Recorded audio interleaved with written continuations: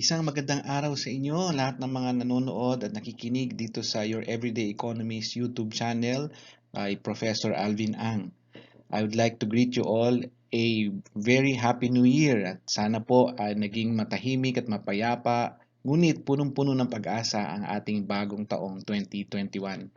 Sa episode na ito, I'd like to share with you my ideas kung ano mga patok na business sa 2021. Ito pong dadaanan natin na konting daanan ay isang pagpapatunay na pinaghandaan po natin ito at bibigyan natin ng pansin ang mga iba-ibang aspeto ng pagninegosyo, hindi lang ngayong 2021 at palagi. Una, pag-usapan ko muna na lahat tayo gusto natin ng bagong simula at gusto natin ay maging maganda ang pasok ng taon maging sa ating pananalapi.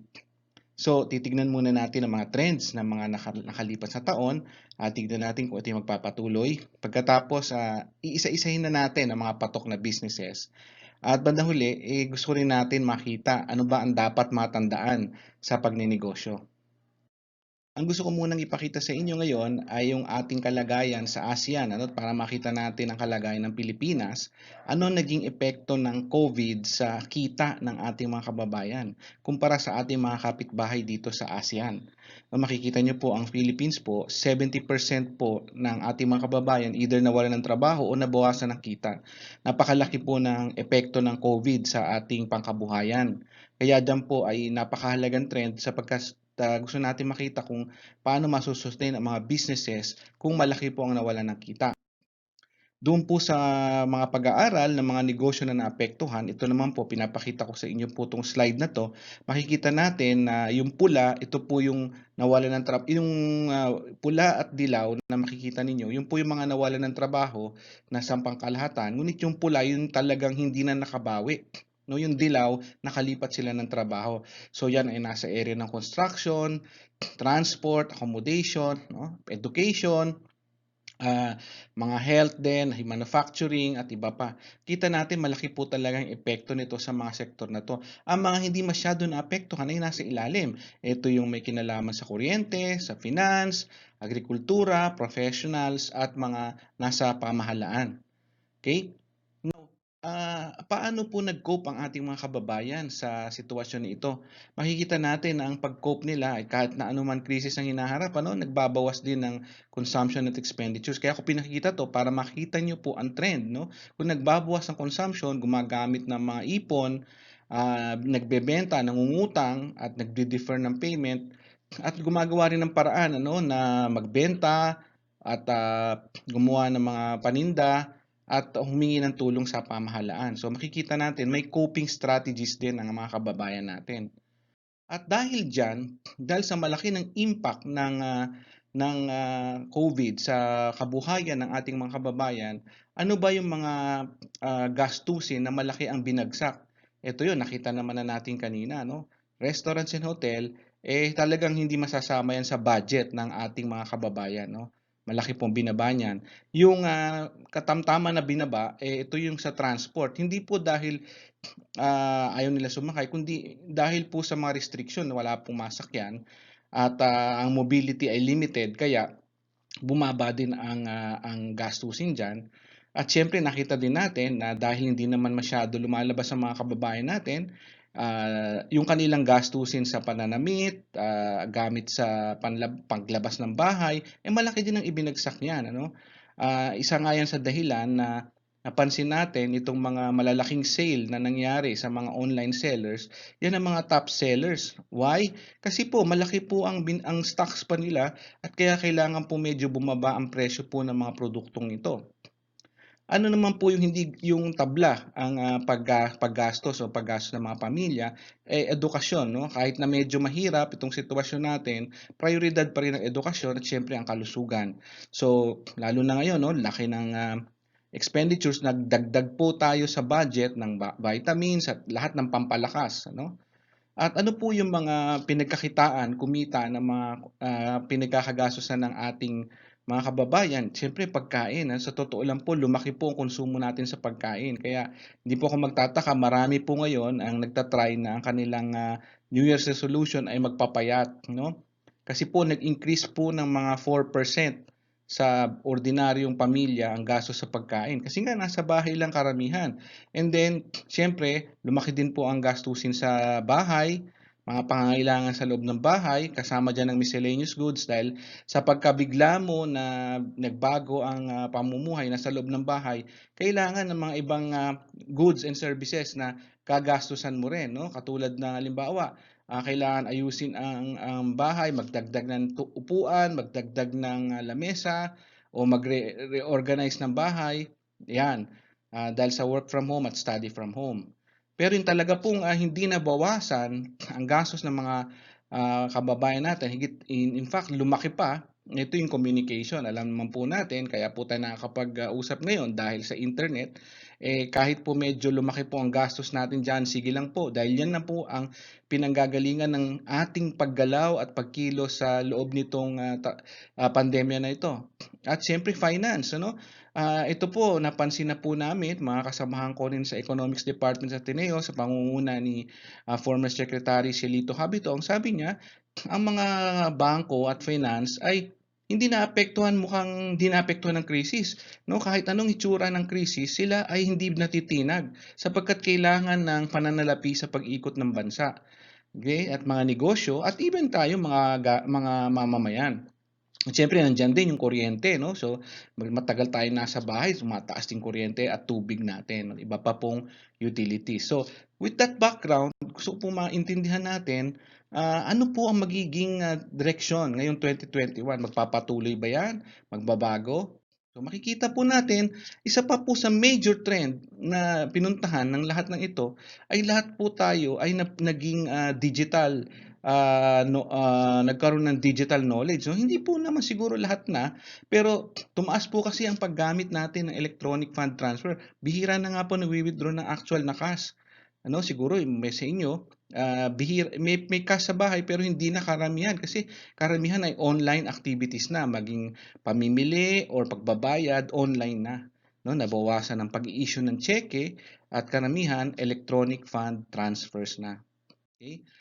At ngunit gusto kong makita ninyo po itong survey na ginawa. Well, this was 2019 pa naman.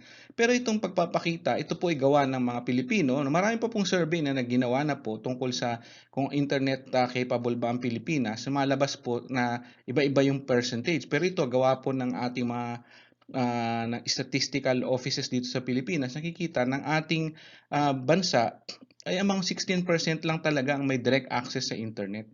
Karamihan ay walang internet access. At yung may mga access sa internet, saan nila nakukuha yan? No? Karamihan po sa computer shops at sa school at work. Ngayon po ay yan napunta sa bahay. No? Tandaan niyo po natin, yung school at work na-convert sa bahay at yung computer shops po are very limited. Nakita natin, marami pong gumagamit niyan. Kaya po yung mga hindi gumagamit ng computer, ngayon po ay forced to learn. Hindi lang computer, lahat ng gadget, tablet, cellphone. Kahit po yung mga boomers, no? Medyo mga pa-senior na, natuto po. Kahit yung mga senior, marunong na po silang gumamit ng tablet at ng mga gadgets at mobile phone. Why? Because yan nga po ang future na push forward, no, imbis na dapat mga 5 years pa naging ito harap natin. So, tingnan po natin ano po magiging epekto ng mga lahat na to sa mga negosyo. Alam natin na nagbago ang income, no? Nagbagong income ng mga tao, sabi ko nga 70% naapektuhan, nabawasan ang kita.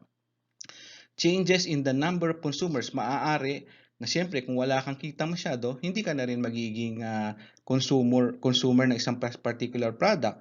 Nag-change din yung expectations dahil hindi na tulad ng dati na ini-expect natin na mas madami pa po tayong kikitain, nabawasan nga. So magbabago rin yung expectation na mo. And then demographic changes, posible, mas madaming bata, mas maraming matanda. At panghuli, nag-change ang taste and preference. Naging essentials lang ang priority natin. So itong mga changes na to, yan po ang nagbabago sa negosyo. At bago po kayo papasok sa negosyo, kailangan alamin po natin itong mga pagbabago. To kaya ako pinakita yung mga trends kanina para makita natin yon. At ito po ang business directions na hinaharap natin sa 2021. Unang-una, home-based, no? Home-based, ano ibig sabihin? Karamihan po ng mga negosyo ngayon ay sa bahay ang galaw, no? Ang trabaho nasa bahay, ang school nasa bahay, pati ang production nasa bahay. So lahat, ang bahay po nagiging sentro ng economic activity, no? Maliit man o malaki ang bahay, hindi walang bali po. Basta po ang mahalaga po diyan ay may access 'yan sa internet communication. So home base is the business direction. At kahit po na magkaroon po tayo ng mga vaccine at etc., nasanay na po, nakapag-adjust na po ang mga negosyo na medyo yung pwedeng magtrabaho sa bahay, no? Hindi na kailangan lahat magsama-sama pa sa office, lalo na pa yung repetitive na trabaho at yung trabaho na project-based, pwede po yan dalhin sa loob ng bahay. Pangalawa po, na business direction, tandaan po natin creative and community consciousness. Ano ibig kong sabihin dito? Dahil hindi po tayo mobile, hindi po tayo makalabas, karamihan po ng magiging concept ng business in the future is localized, no? Hindi na po to kailangan na mag-isip ka muna ng malaki. Maliitan muna, ano muna yung pangangailangan ng komunidad mo. So ang creativity ay umiikot dapat sa mga pangangailangan ng nasa community kung nasaan tayo. So convert those ideas where you are. At panghuli, ang pinakamahalaga, everyone becomes a middleman. Ano ibig sabihin po dito?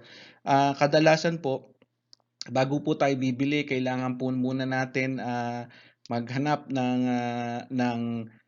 ng retail store, no? Ngayon, pwede ka nang dumirekta sa producers, no?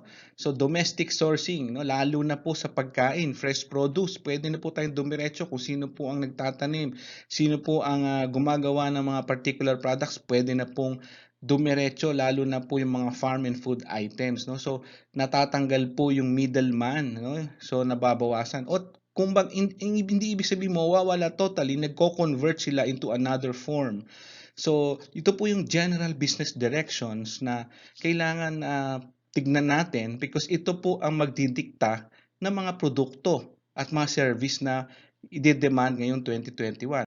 Ito po yung mga naiisip ko na lalago. Unang-una, yung mga tinatawag na home-based fresh produce, no? Ano ba itong mga home-based fresh produce? So, pwede na po mag-homegrown na, no? Hindi na po uso siguro na puro ornamentals lang ang iisipin natin. Ngayon po, makakadagdag na po dito yung home-based na pagkain na pwedeng itanim at palaguin sa loob ng bahay. At the same time, pwede ka na rin magbenta pa, no? Mga produkto na nagagawa sa bahay, no? Yung artist, yung sabi ko kanina, creative portion mo, ilagay sa bahay, pati processed food, nakita naman po natin yan.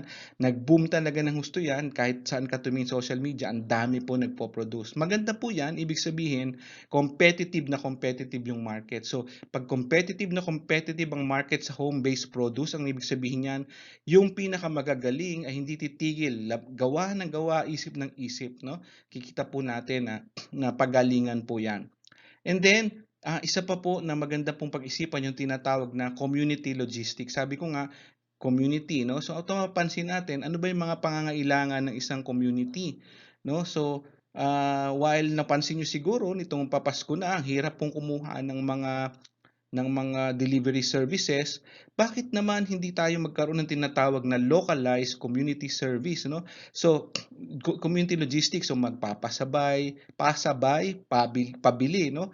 So, pwedeng ang isang negosyo ay mag-organize ka ng mga grupo ng mga logistics provider na localized, no? Doon lang sa inyong pamayanan, sa inyong condominium unit, sa inyong townhouse, sa inyong subdivision, sa inyong barangay, no? Kung ano yung mga needs ng community, kumbaga, i-organize mo sila. Parang ikaw ang magiging kanilang app at platform, di ba?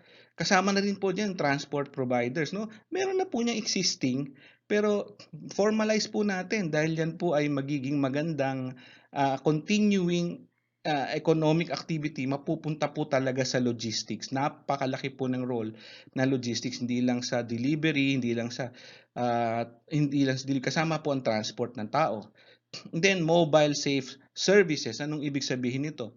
Halos lahat po ngayon ay nabi ko nga home base, no? So ang ginugusto ng mga tao ay direct to home, no? So may paggagawa, hindi na siya lalabas, no? So i-offer mo using your online facilities, tapos sa bahay niya gagawin.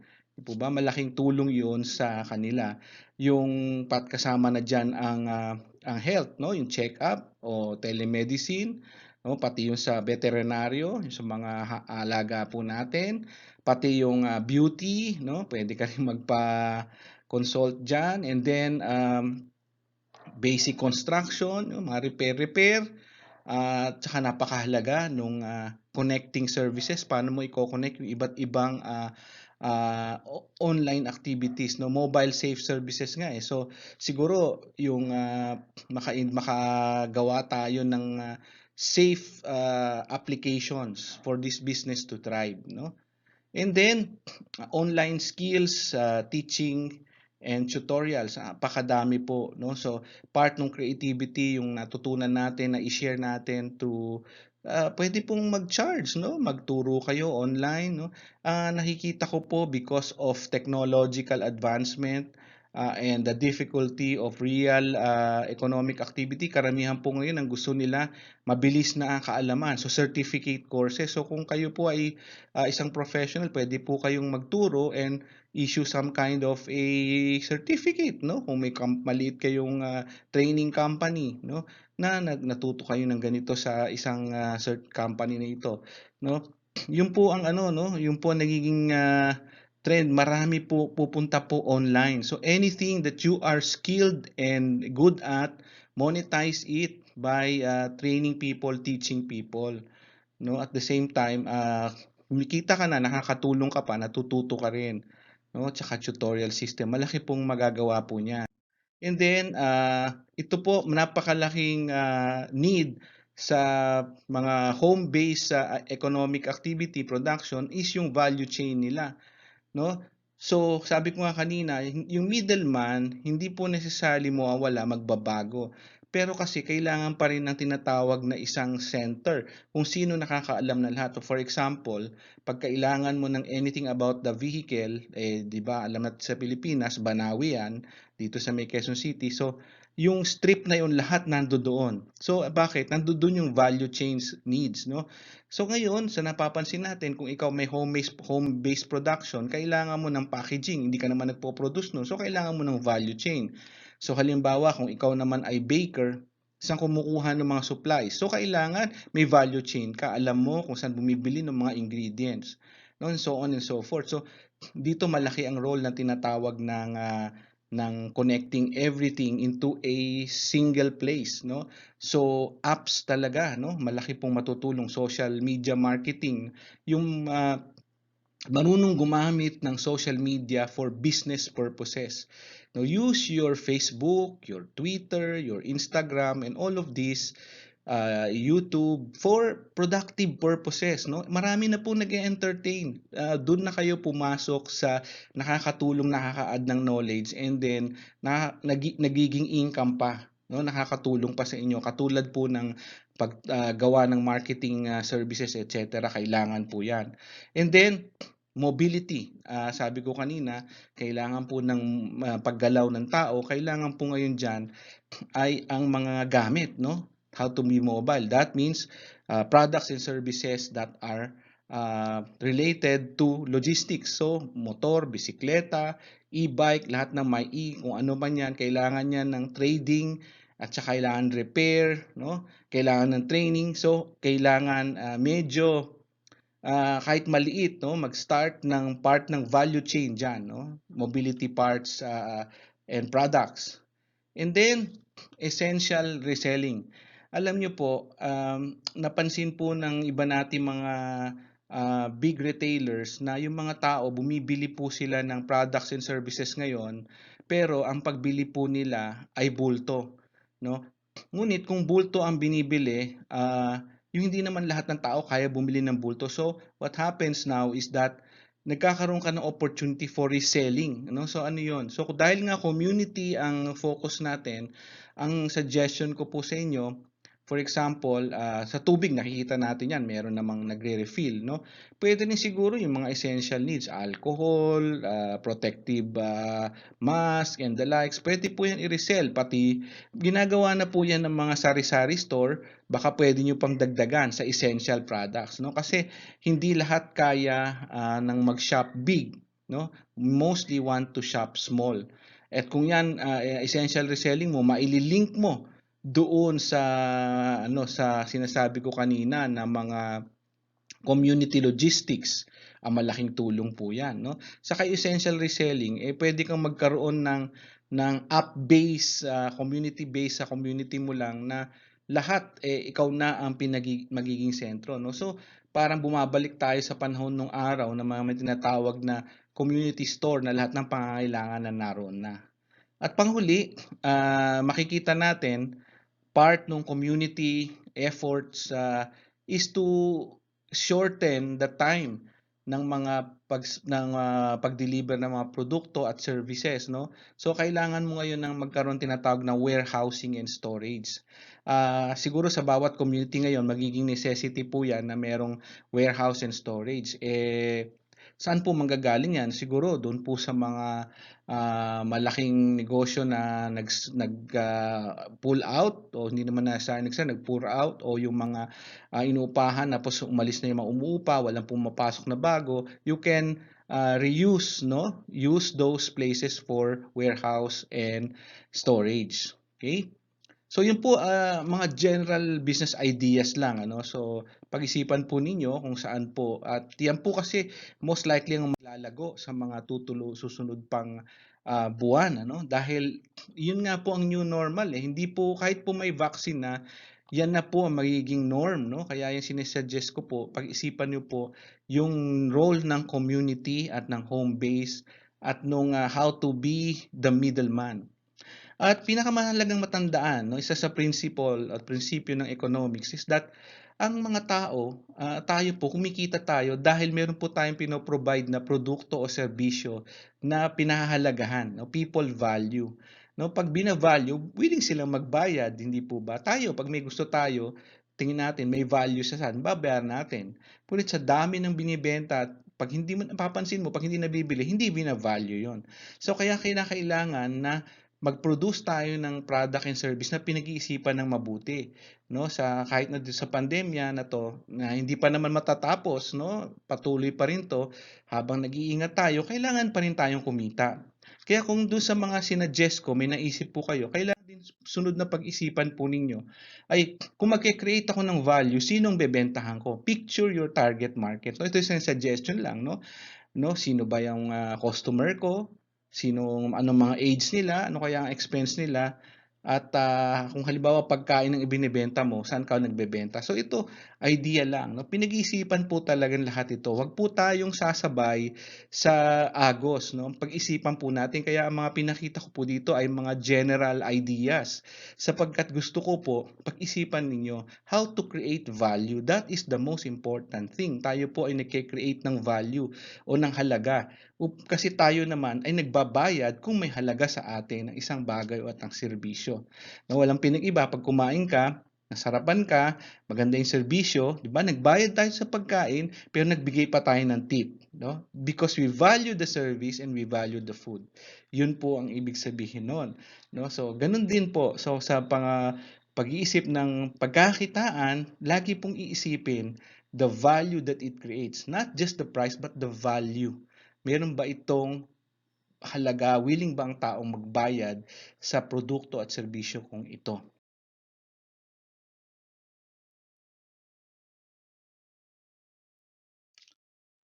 Bago ko po ibibigay yung closing na salita ng Diyos, gusto ko munang tignan natin na any business, no, ikaw kapatid, sa pagpasok mo sa pagninegosyo, ikaw ay hindi lang kikita, ikaw ay magke-create ng trabaho.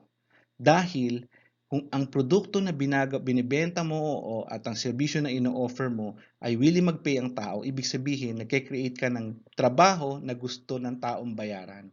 So napakahalaga na malaki pong maitutulong natin sa ekonomiya natin ngayon, lalo na ngayon na marami pong nagsara at nahihirapan na kumpanya. Kung makakaisip ka ng something that will create value out of those that I suggested, o baka may ibang iba, mas maganda pang idea.